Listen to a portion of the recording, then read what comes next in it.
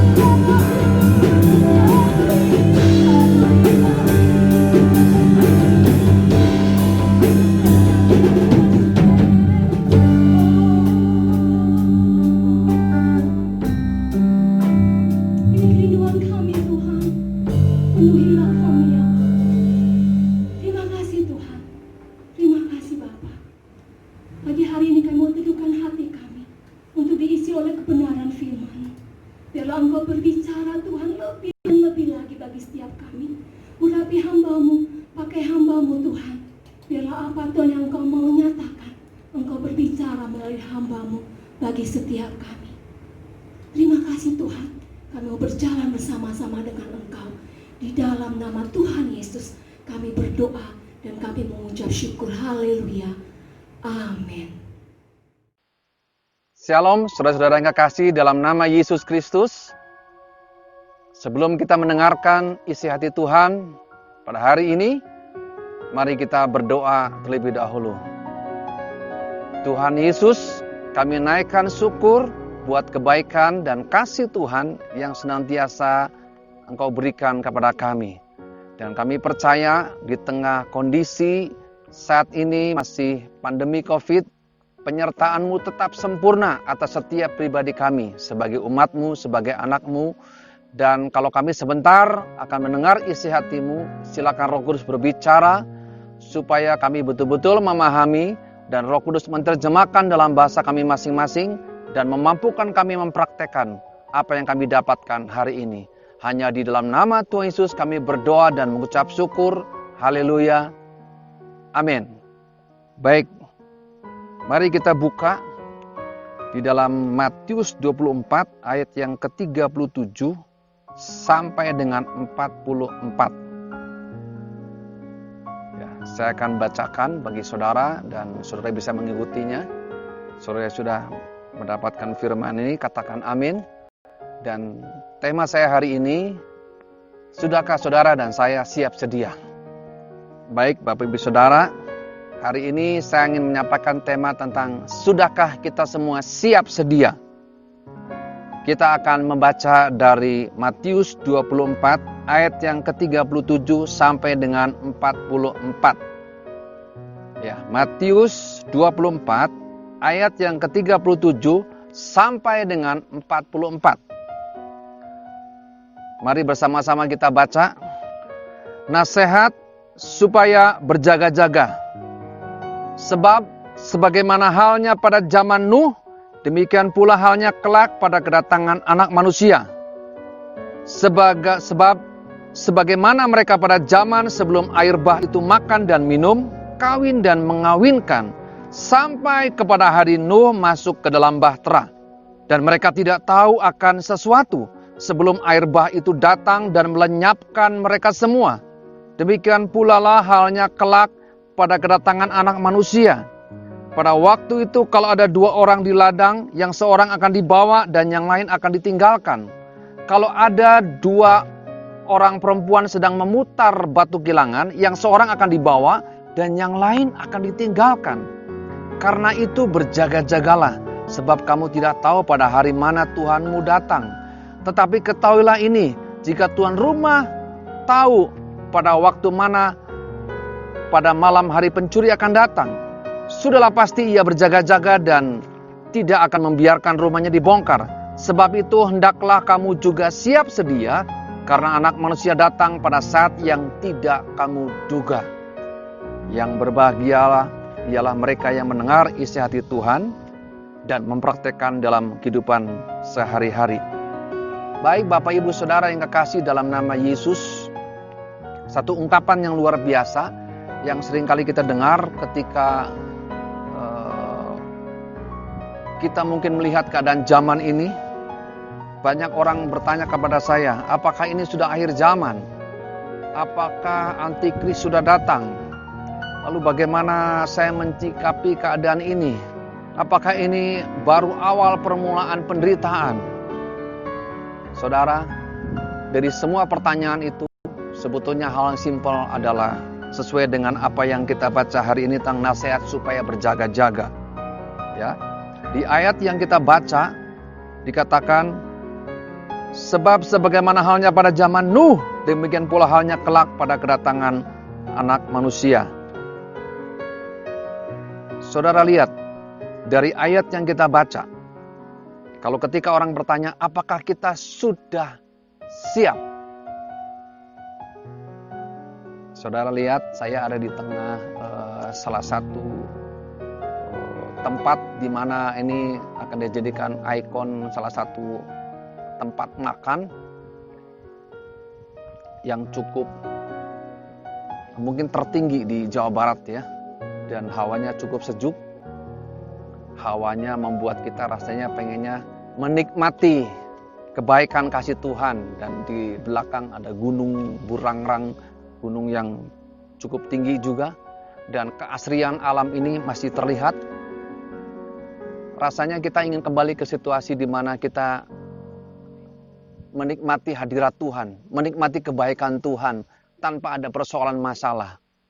Namun kembali ketika kita berada di tengah-tengah keluarga, di tengah-tengah kondisi yang saat ini banyak di antara kita yang lebih banyak di rumah, kecuali mereka-mereka yang mulai mungkin masih bekerja, bisa beraktivitas dengan protokol kesehatan yang ada, menimbulkan kekhawatiran yang begitu dalam.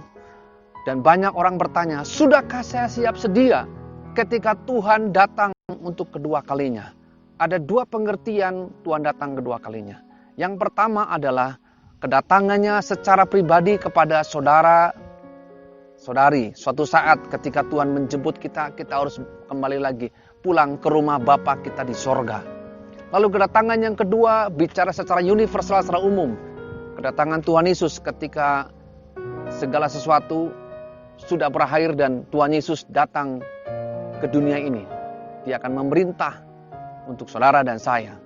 Dan saudara akan tinggal bersama-sama dengan Tuhan Yesus. Nah, mari kita lihat.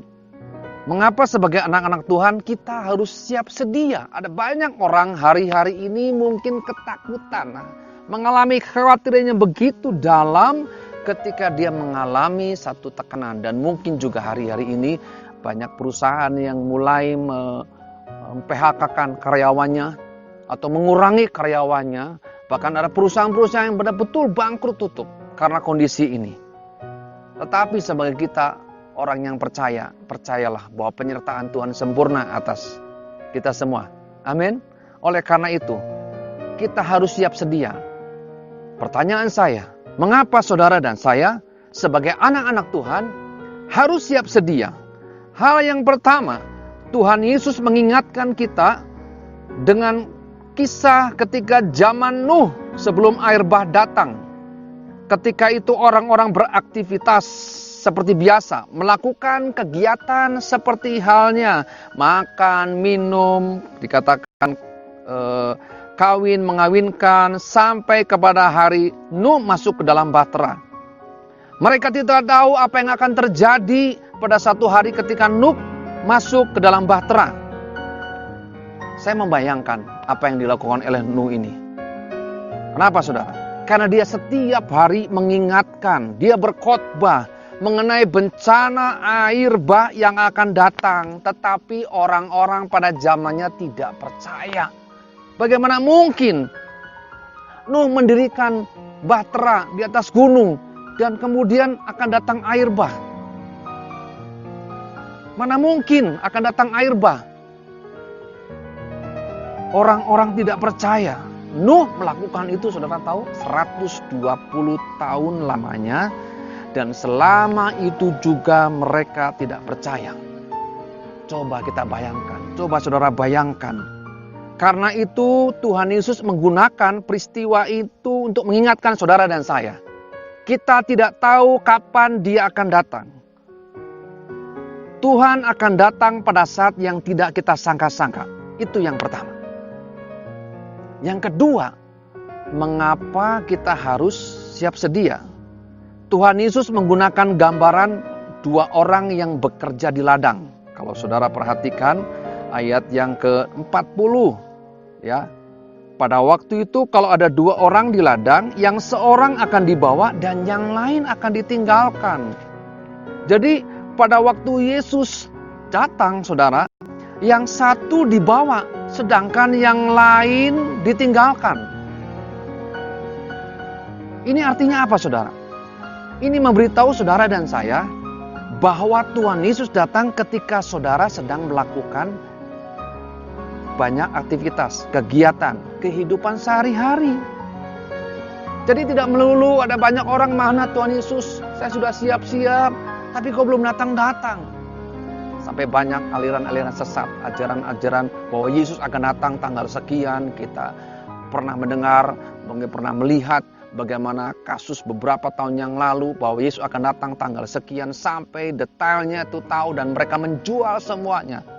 Karena mereka merasa bahwa mereka melakukan itu untuk Tuhan, tapi dengan konotasi yang salah, konotasi yang sesat, saudara ya. Haleluya. Jadi saudara, ketika saudara melakukan aktivitas, saat saudara bekerja, mungkin di kantor, mungkin saudara sedang sebagai hamba Tuhan melayani di banyak tempat. Saat dimana kita sedang bekerja, artinya jangan pernah tinggalkan apa yang sudah jadi tanggung jawab saudara di hadapan Tuhan. Saudara yang bekerja, bekerjalah dengan jujur. Sekalipun mungkin bosmu tidak melihatmu, tetapi apalagi sekarang bekerja di rumah ya. Saudara, banyak waktu santai ketika bos menanyakan gimana sudah beres. Sudah Pak, saya sudah kerjakan dari kemarin-kemarin. Padahal mungkin kita belum kerjakan. Jujur, setialah. Dan terutama kepada Tuhan. Oleh karena itu, lakukan. Kalau 1 Ayat 23 mengatakan, apapun yang saudara lakukan, lakukan semuanya seolah-olah untuk Tuhan. Jadi apapun itu saudara. Saudara ada di kantor, atau saudara bekerja di rumah, saudara yang studinya di rumah. Karena kondisi ini, saudara tetap melibatkan Tuhan dalam seluruh aspek kehidupan saudara. Nah, yang ketiga saudara, alasan mengapa kita harus siap sedia. Tuhan Yesus mengungkapkan di ayat yang ke-41, kalau ada 2 orang perempuan sedang memutar batu kilangan, yang seorang akan dibawa dan yang lain akan ditinggalkan.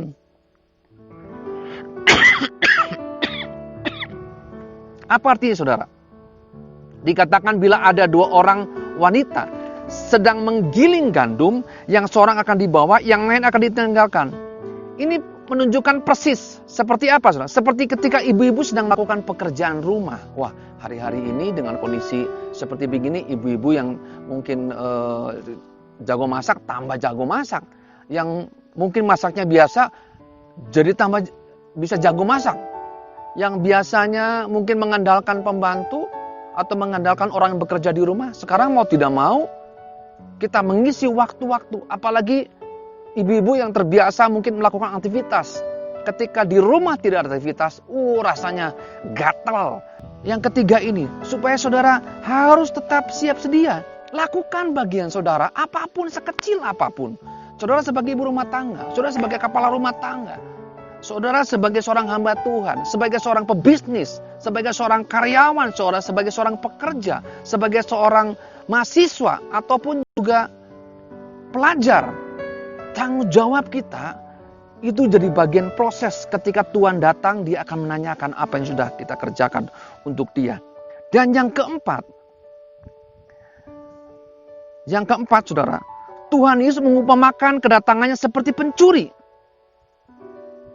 Karena apa? Dikatakan di ayat 43, tetapi ketahuilah ini, jika tuan rumah tahu pada waktu mana pada malam hari pencuri akan datang, sudahlah pasti ia berjaga-jaga dan tidak akan membiarkan rumahnya dibongkar.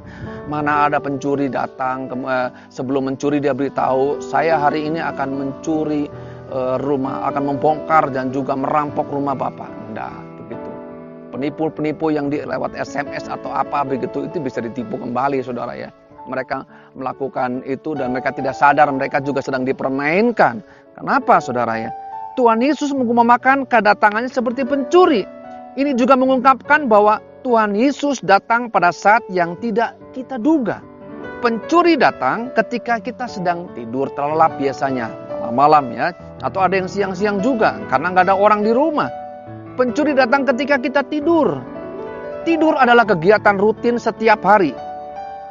Jadi kalau si pencuri mungkin istilahnya sudah kirim Instagram, WhatsApp dulu bahwa saudara nanti malam akan dicuri, saudara kita pasti sudah siap-siap, betul? Jadi melalui perumpamaan ini Yesus mengingatkan kita supaya jangan terlena dengan rutinitas. Pagi berangkat, sore pulang, malam tidur terus begitu. Kalau sekarang mungkin pagi di rumah, siang di rumah, malam di rumah. Besok pagi begitu lagi. Dan mungkin terjadi kejenuhan. Justru saudara, di rumah saudara banyak hal yang bisa saudara kerjakan. Terutama bapak-bapak, ibu-ibu yang suka sibuk di luar, jarang ketemu dengan anak, bisa bercengkerama. Merasakan bagaimana kasih Tuhan lewat keluarga ini. Yang kita tidak bisa masak, tadi jadi bisa masak. Yang kita mungkin tadinya tidak bisa memimpin, akhirnya ada persekutuan keluarga, bisa memimpin. Dalam keluarga saya mengajar mereka supaya bisa memimpin semuanya. Ada yang mimpin perjamuan, ada yang mimpin pujian.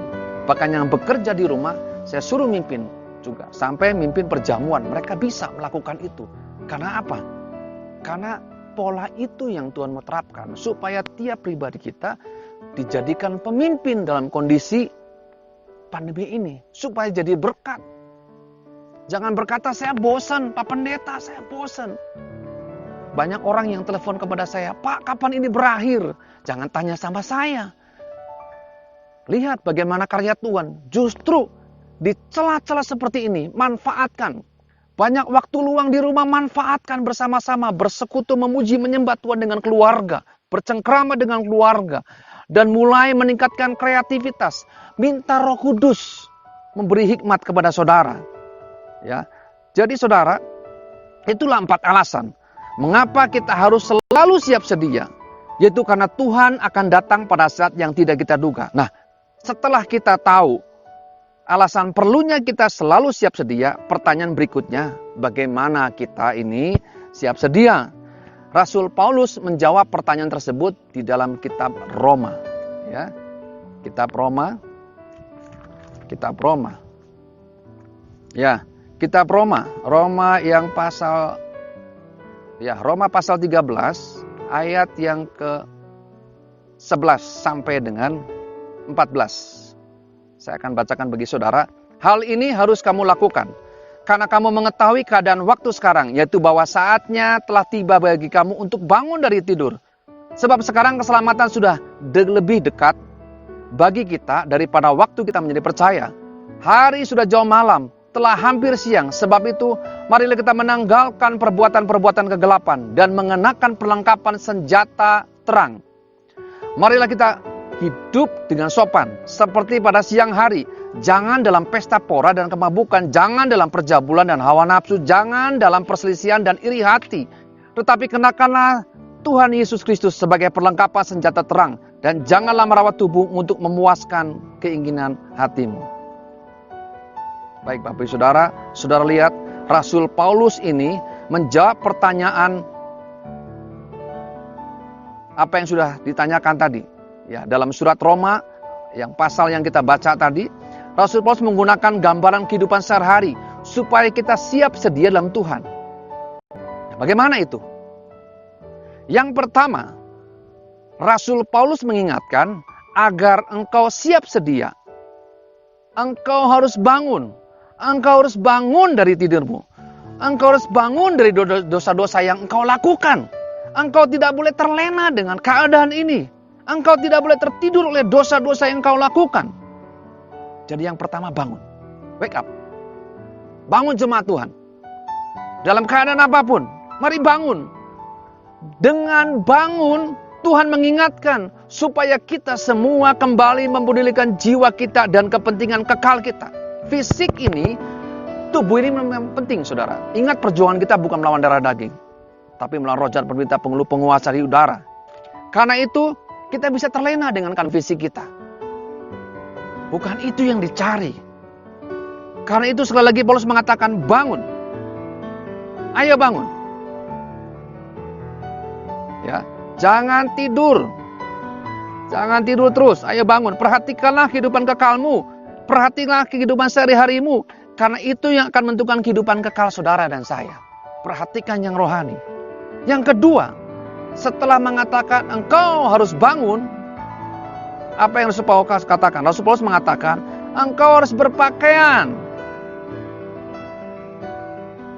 Engkau harus berpakaian. Ini berarti bahwa kita harus menanggalkan perbuatan-perbuatan lama. Perbuatan-perbuatan kegelapan. Perbuatan-perbuatan kedagingan saudara dan saya. Mari tanggalkan. Perbuatan yang tidak berkenan di mata Allah.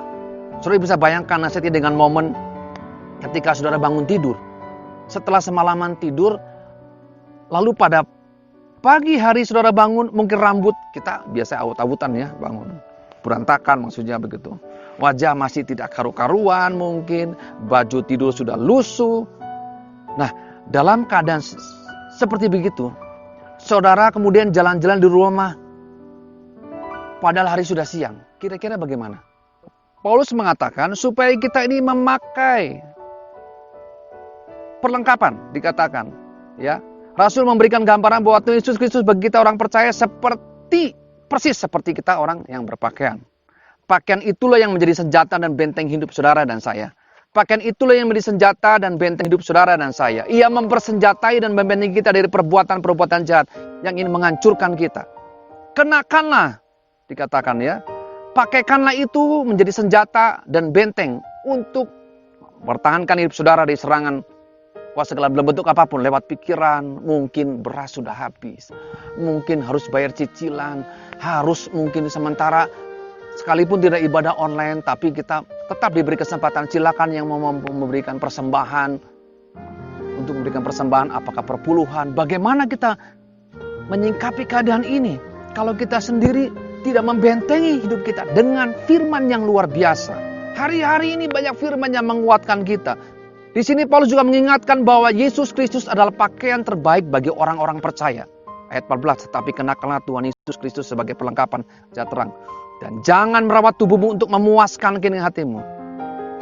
Ya, jadi saudara bangun. Sesudah bangun, saudara mengenakan pakaian. Yaitu apa? Yesus Kristus. Ketiga, saatnya saudara dan saya siap sedia berjalan bersama dengan Yesus. Berjalan dengan Yesus diumpamakan kita ini menjalani hidup dengan sopan seperti pada siang hari dikatakan. Ya. Kehidupan pada siang hari berarti kehidupan terang. Menggunakan pakaian Yesus Kristus berarti kita hidup dalam terang. Hidup dalam kasih Tuhan yang luar biasa. Paulus mengingatkan bila kita hidup di siang hari, jangan seperti malam hari. Nggak cocok. Hidup di siang hari, Paulus ingatkan, jangan dalam pesta pora, dalam kemabukan. Apalagi. Itu yang pertama. Jangan dalam percabulan dan hawa nafsu. Pesta pora, kemabukan, percabulan. Itu rupanya satu gandengan, saudara. Satu paket yang membuat hidup kita bukan semakin dekat kepada Tuhan. Kita tidak mengenakan perlengkapan. Yaitu Yesus sendiri yang tinggal dalam roh kita lewat kuasa Roh Kudus. Hari-hari ini mari perkatakan firman Tuhan. Supaya engkau hidup dalam kebenaran dan hidupmu berkemenangan dalam Tuhan. Biar firman Tuhan pada pagi hari ini, pada saat hari ini menjadikan kekuatan kepada kita. Mari kita berkata kepada Tuhan, Tuhan, kapanpun kau menjemput aku siap sedia. Persiapkan roh jiwa tubuh saudara yang sungguh-sungguh. Lebih lagi hidup dalam kebenarannya. Dan kesempatan bagi saudara untuk lebih lagi mengenal isi hati Tuhan di waktu-waktu teduh yang saudara lakukan karena banyak di rumah. Bila firman Tuhan jadi kekuatan buat kita. Mari kita berdoa. Tuhan Yesus, terima kasih buat hari ini Tuhan Yesus. Firman mengingatkan kami supaya kami siap sedia. Kalau hari-hari ini kami berkata kami tidak bisa kuat menghadapi ini Tuhan. Memang tanpa Tuhan kita tidak bisa berbuat apa-apa. Tapi karena saudara dan saya mengenal Tuhan, perkatakan, Tuhan Yesus, aku percaya kekuatan-Mu senantiasa ada padaku. Dan hari ini pengurapan dari Allah mengalir atas setiap jemaat yang hari ini mendengarkan isi hati Tuhan dan berkata, Tuhan, aku sudah siap sedia karena roh Allah di dalam diriku. Roh yang lebih besar dari dunia ini ada bersamaku. Dan Allah Immanuel akan menyertaiku. Dan penyertaan-Mu Tuhan sempurna atas setiap pribadi kami. Terima kasih Tuhan Yesus. Kami mampu menjalani hidup ini. Sekalipun mungkin dengan protokol kesehatan, dengan aturan apapun yang ada diberlakukan oleh pemerintah pusat, pemerintah daerah. Kami belajar mentaatinya Tuhan Yesus. Terlebih lagi kami tunduk pada otoritas surgawi yaitu Engkau sendiri Tuhan Yesus. Terima kasih Tuhan Yesus. Urapan-Mu memenuhi roh jiwa tubuh kami. Dari sekarang sampai merata, sampai selama-lamanya. Haleluya. Amin.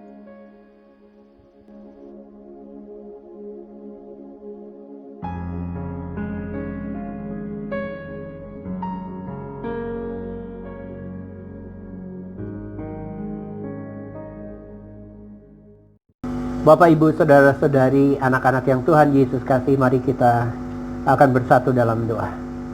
Kami sangat mengucap syukur untuk firman Tuhan. Kami mengucap syukur untuk lawatan Tuhan. Kami mengucap syukur bahwa Tuhan Engkau selalu ada bagi kami. Engkau hadir di dalam kehidupan kami. Engkau hadir dalam gereja-Mu.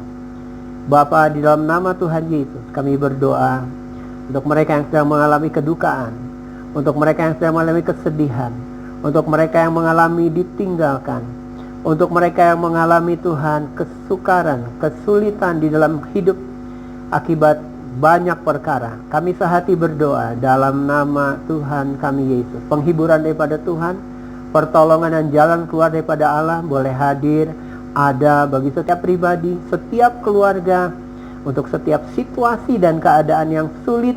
Kami percaya bagi Tuhan tidak ada perkara yang mustahil. Terima kasih. Dalam nama Tuhan Yesus, tangan Tuhan terulur bagi setiap kami yang berseru dan berdoa di dalam nama Tuhan Yesus Kristus. Jemaat yang dikasihi oleh Tuhan, mari arahkan hati dan pikiranmu kepada Tuhan Yesus dan terimalah berkat. Tuhan memberkati engkau dan melindungi engkau. Tuhan menyinari engkau dengan wajah-Nya dan memberi engkau kasih karunia. Tuhan menghadapkan wajah-Nya kepadamu dan memberi engkau damai sejahtera. Di dalam nama Bapa dan Putra dan Roh Kudus, yaitu di dalam nama Tuhan Yesus, biar kita mau menjadi sehati dan sepikir, supaya dengan demikian nama Tuhan dimuliakan. Haleluya. Amin.